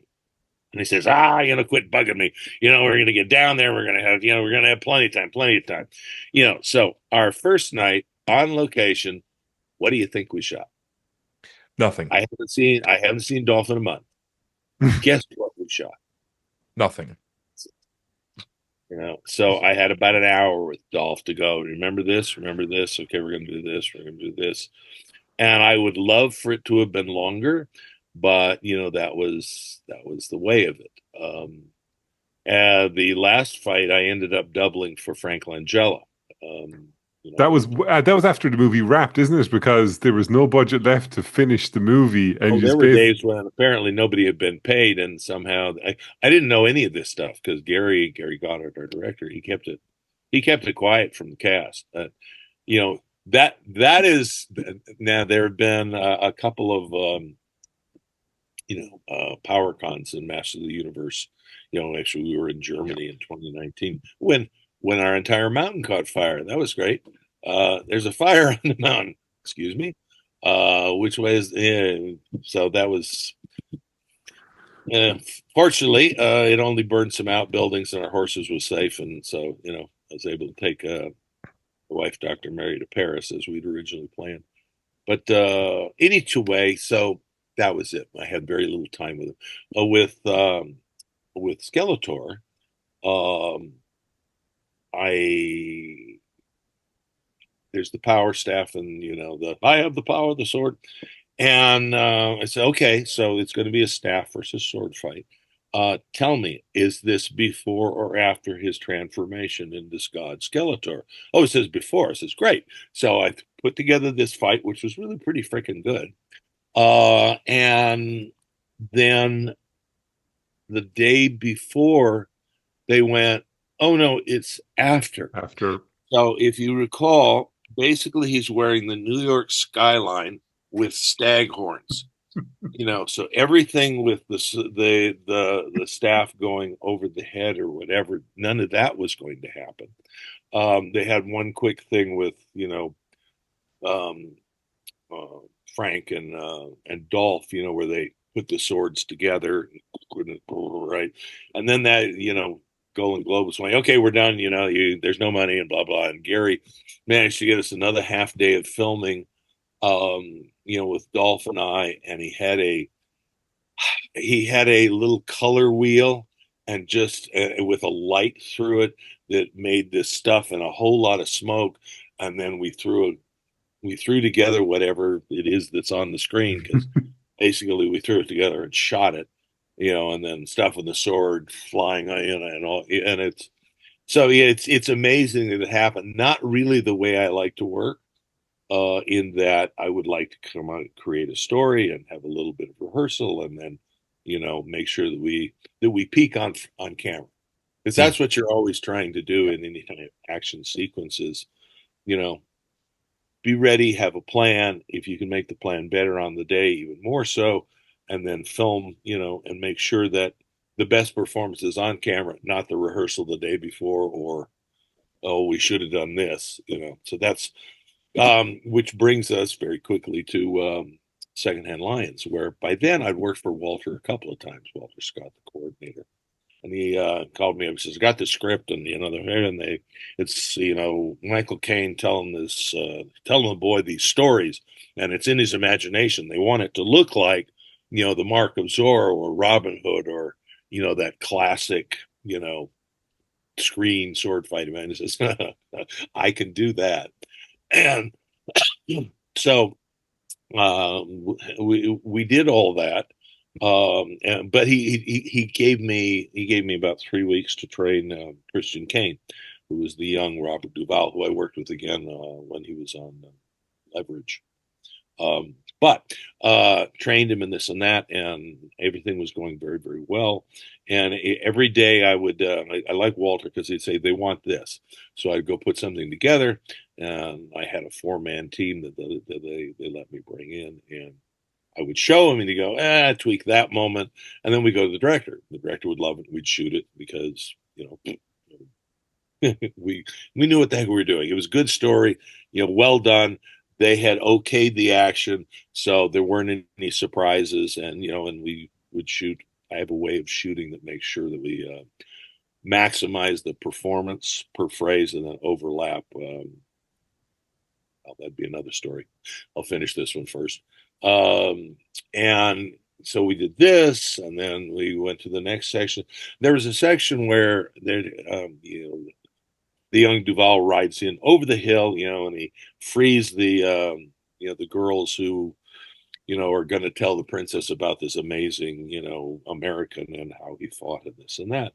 And I said, okay, so I'm I'm going to have the action coming at camera the whole time. So you're revealing it is the actor himself, as opposed to any kind of stunt doubling or whatever. And basically, if you like Kurosawa films, first time I saw that was in Rashomon, where we see Mifune's character and he's constantly coming towards camera. And so I do this, and they said, "Oh yeah, they love it." And then the night before we're about to shoot, they say they haven't dressed the set the other way, so the camera can never turn that way. And I went, lovely. So basically, we have him look at the camera, and then he's moving away from camera. But they liked it so much, they actually quickly painted up a couple of things, and we got it. But you have to be ready to do stuff. On the scene riding in, I get there, and all of a sudden, it's a half day because we're going to do a night shoot, so we only have half a day. And there's 4 cameras and 200 extras and tents and camels and stuff and this, and none of which I had been told about, about the choreography. So what we were going to do with the choreography he wasn't going to be moving. So I said, give me 10 minutes. And I went over to Christian Kane. I said, remember that thing I taught you during training, that double sword thing? Well, over here, when that 2-on-1, which was going to be our ending, you're going to do this. You're going to take a sword, then I'm going to jump in, and we will do a double weapon sequence as the ending. But basically, I kept having people come to him. But it was the fact that I saw, okay, this is going to be a problem, and we're going to struggle to get our day, and it's not going to work anyway, or give me 10 minutes. And I went over and reworked it, and we shot it twice, and we were done. So you have to have a plan, but you also have to be able to go in and make the plan better. And that, And again, be a problem solver. give me a chance. Exactly. If you give me a chance to train somebody, we have the tools to be able to change it on the spot, on the day, and turn adversity into opportunity. And that's what a career in show business is like. Anthony, with everything that you've told us, like, surely to God, unless I missed it, you are going to be writing a book about your life and experiences and things.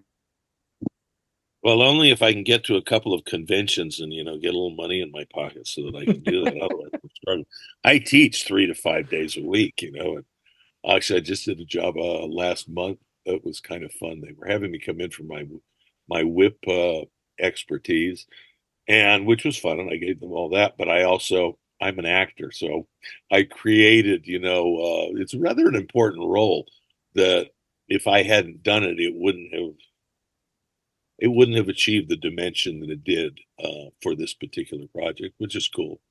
And I just a couple of good voice auditions over the last couple of days, so we're hopeful. So I still like to stay active. I'm always looking for a good role, but mostly what my career has come down to is giving myself tools so that if I'm not getting a call as an actor, a lot of my acting roles in the last 5 to 10 years have come from coordinators that I've worked for, where they want somebody to come in who can deliver dialogue and then do, I specialize in the things that I do because I train to be able to actually do them, which makes them really easy to shoot.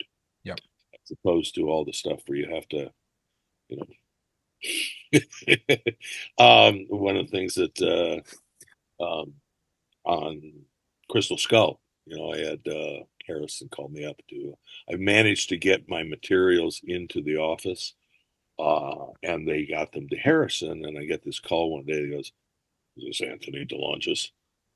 Yes. I know this voice. Well, I guess we better get you in here to knock the dust off, Yes, sir, Mr. Ford.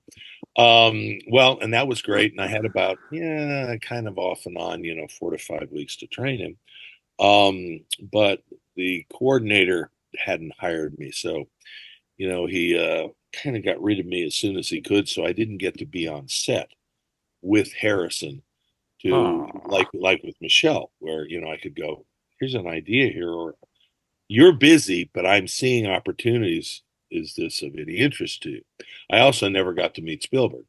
First time in my career that I didn't get to meet the director I was working for. So that was that. That was a little bit aggravating, but there Let's was just add a What? yet to the end of that. Let's yeah, add a yet to the end of yeah. that. You Well, haven't met yeah, him I yet. kind of gave up on that. Used to be my joke. Did Spielberg call? Yeah, he never calls. He never writes. But the one of the aggravating things about it is he only has one start to finish throw in Temple of Doom. Everything else is done in cuts. You don't really see it. You see the aftermath of it. And even in Temple of Doom, the waist strap around, you know, Marion.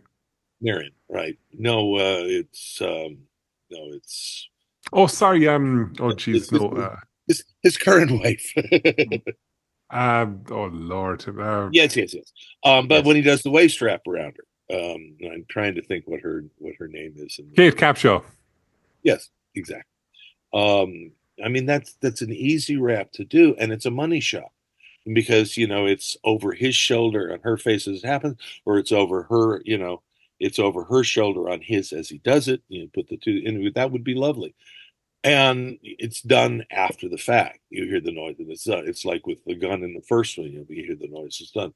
The swinging on this, and I talked to Harrison and going, says, "Yeah, it's not a vine. I'm not Tarzan, But they were so adamant about, oh, it has to be all familiar and everything we've seen before. And I'm going, it's been 19 years, That's how about something else, How about I was showing Harrison, there are things you could, like, I just did a presentation on bullwhip combatives at multiple ranges. At long range, my rolling loop system is very aesthetically pleasing and very, very accurate. But there's also medium range and close range. And what you if you invert this, you have a baton. So my decades of Filipino work can work or like with a sword, and you've got this on the other side, or you can keep it here, and you've got a pommel, and you've got a big all this stuff. And he's going, I'm not a martial artist. He said, no, but you're a thinking man. You would see this. This is a weapon of opportunity. And we didn't get to do that. Instead, he picks up a log and smashes the guy while the whip is trying to hit him in the nuts. And you're like going, these are opportunities missed, Yeah. that Yeah. would give us another dimension. And then the most recent one, which was fun, but he doesn't use the whip at all. You see him throw the whip backwards by way of preparation. Yeah. And then there are places like on the roof of the train, or in what's the hell in Crystal Skull. There's the thing where he throws to Ray Winston. He throws in the handle. If Ray had thrown his hand up, he could have, thrown the whip and wrapped him around the Around his wrist hand. Yeah. and had it like this, and then and just release it when he makes his sacrifice at the end. And these are just story and character things that when I've had coordinators tell me, yeah, they told me you were going to drive me crazy with ideas. I said, well, I feel like my job is to offer you ideas. You choose the ones you think are appropriate. Yeah. But, you're busy. You won't see what I see, and that's where I find my value, particularly these days. What kind of student was Harrison Ford then when you had He was the? he was wonderful. He's a consummate professional. Very nice man. We had lovely, dialogues in our sessions. Actually, we were working at his house in Brentwood, and apparently he said, we're gonna have to change. My gardener doesn't like the fact where he said we're ruining the lawn in the section that we're at simply because we're walking. I'm going, well, he works for you, Harrison. What the hell?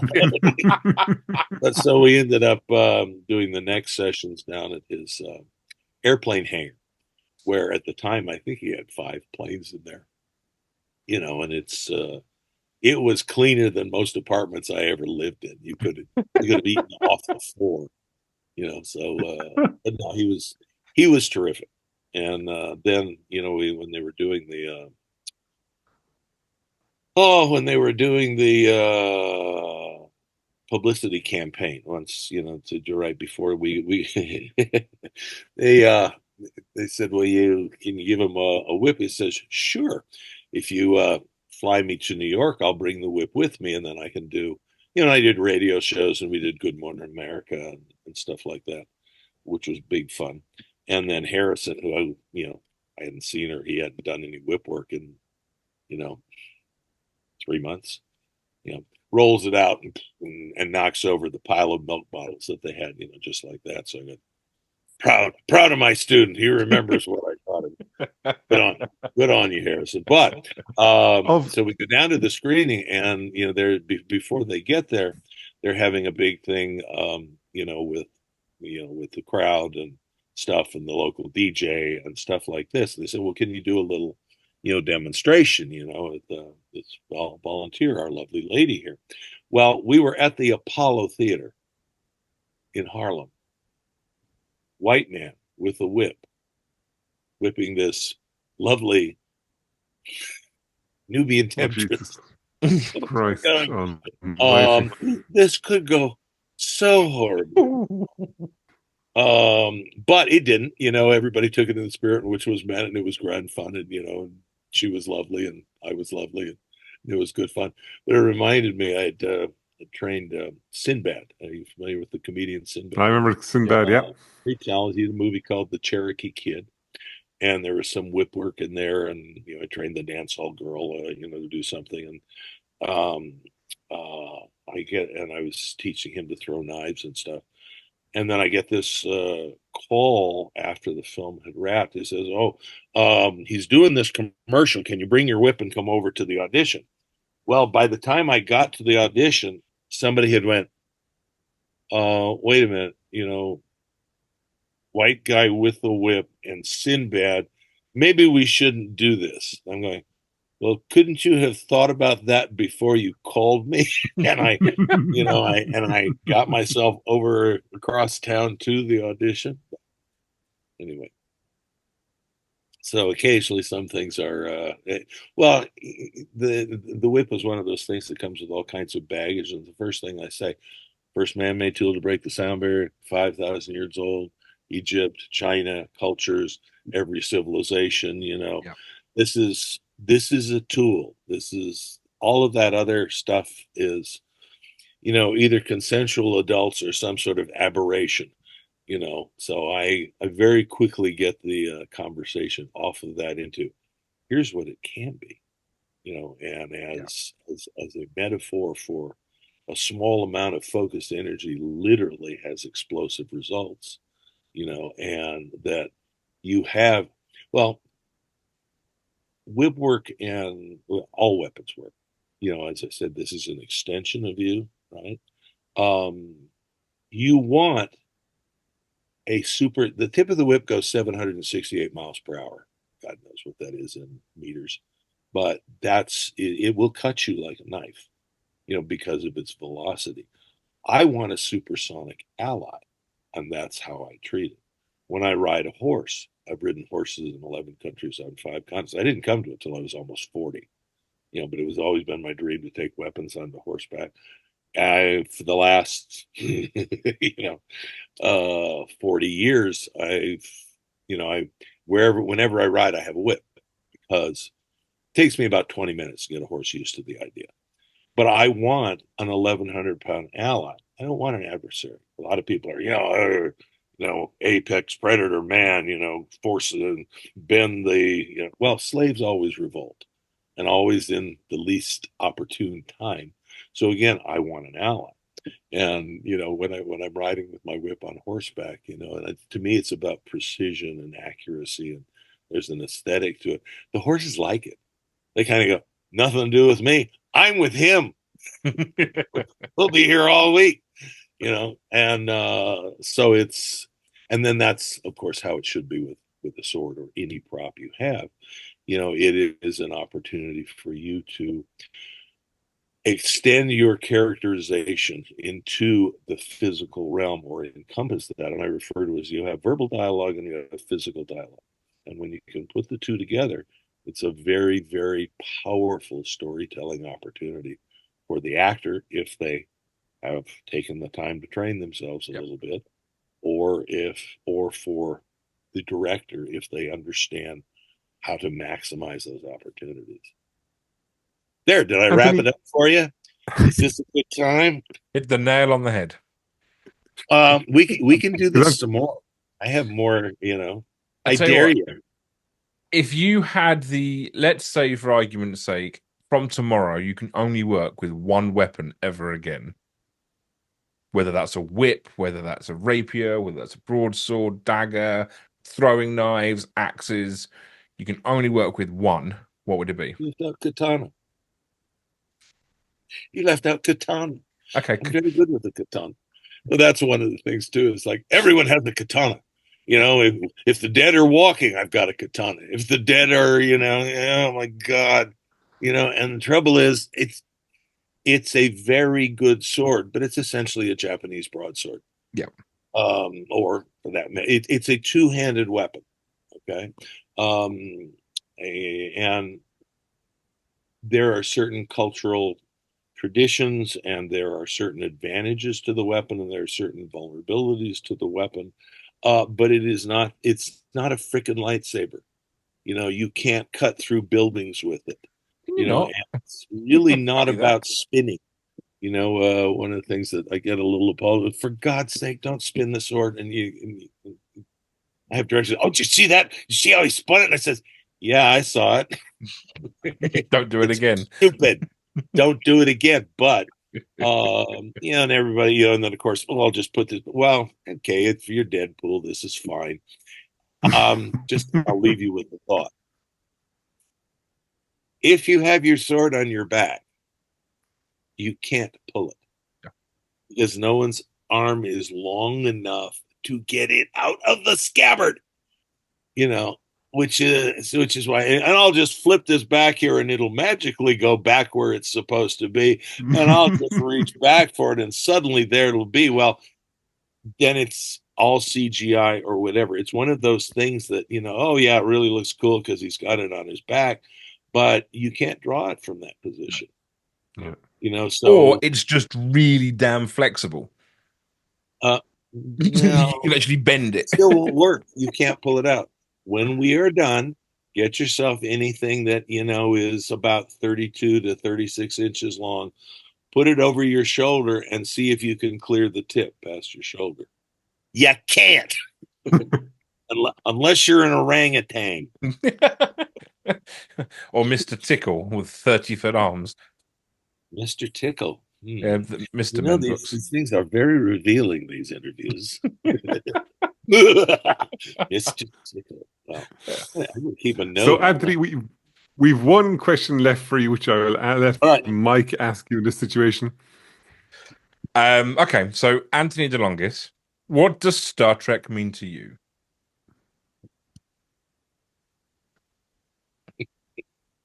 You ought to be a smart ass. Why? The potential to go to a convention finally, maybe.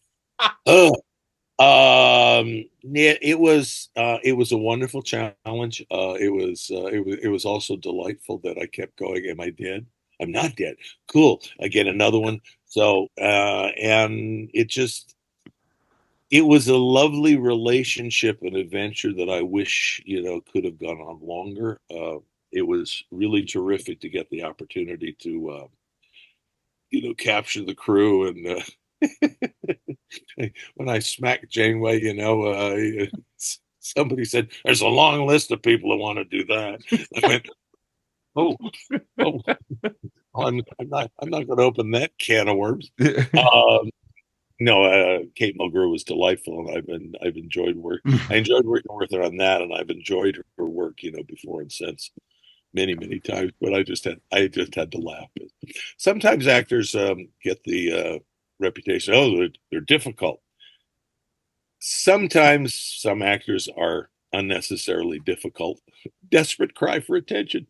But most of the time, if someone is, an accomplished actor and a professional, they're simply enormously specific, and it's just like another thing I learned early on, really good actors are very, very grateful for the people who are there to help them look good. Tom Cruise I was going, I showed up on set of Far and Away, and there's this, brand new BMW, and then there's a matching Greyhound bus with tinted windows and the satellite dish and this and that, because he was, even at that point, very, very rising star and very accomplished. I'm going, oh, I wonder what he's going to be like. Well, he couldn't have been nicer. He couldn't have been more. He realized everybody was there to help him look good. On other sets I've had, don't look at the actor, don't speak to the actor, don't make eye contact with the actor. Like, what's the fucking Pope? But also, what are you supposed to do if you can't talk to them? Well, it's just, I understand that, well, and again, it's very funny. Christopher Walken in, Batman Returns, we're there, and I'm working with, and she's breaking out her whip skills and keeping both guys at bay and doing all this and wrapping them around the neck. And I see Christopher over, and he has a little plastic bag with, I don't think I've ever told anybody this, a little plastic bag with slices of green apple, which is slightly sour. I don't know if you know this. And he's taking little bites of it, not like he's eating and having a snack. I'm sitting there going, I'm pretty sure you're doing a sense memory exercise. Because Christopher, I believe, comes from, the Strasbourg, method school of, and there are many things. There's sense memory, there's objective memory, there's subjective memory. There's all of these techniques that are part of developing a craft. And what does all that mean? It basically means that you can learn your lines and not bump into the furniture, I think was what Olivier said. But that if there are things you have difficulty doing, like revealing genuine emotion, acting classes are very useful for that. Otherwise, you can be, mostly it's to get you out of being so self-aware that you're constantly watching and judging yourself. So these are tools. And it's just, I was looking at him, and as somebody who had gone through similar training, at one point I was going, I wonder if he's using that taste as something that is stimulating his acting choices. So wow, we covered a lot of stuff. Let's do some more, because I've got to go grab my students who are up here to train. Yep. And we barely scratched the surface, lads. So this is a 26. I'm not done my angry Chinese man accent for you. Sometimes when I'm working with people, I go, "Why you work so hard? It's easy, like walking left, right, left, right." Sound like Jackie Chan. Well, actually, I worked with James Hong a couple of times. I'm a huge fan of Oh, the Noodle Dream. He's Poe's father. So Mike, we'll let you do the normal wrap up. We'll have a quick word with Anthony then when we got the episode fully finished off. Yep, exactly that. So this is going to be a 29-part season of After Hours Talk with Anthony De Longis. No, Anthony, look, thank you so much for joining us. It's been incredible. I think it's now the second longest episode we've ever had. Yeah. So if you have me back, I'll tell you the story of riding horses and entertaining William Shatner, at his horse charity. We would definitely have you back for that one. For everyone watching and listening, remember you can catch up with more Clonestar Podcast at our website, and you can join our Patreon from as little as $2, euros, or pounds a month, which really means a lot to us and helps us keep the lights on. But until next time, live long and prosper.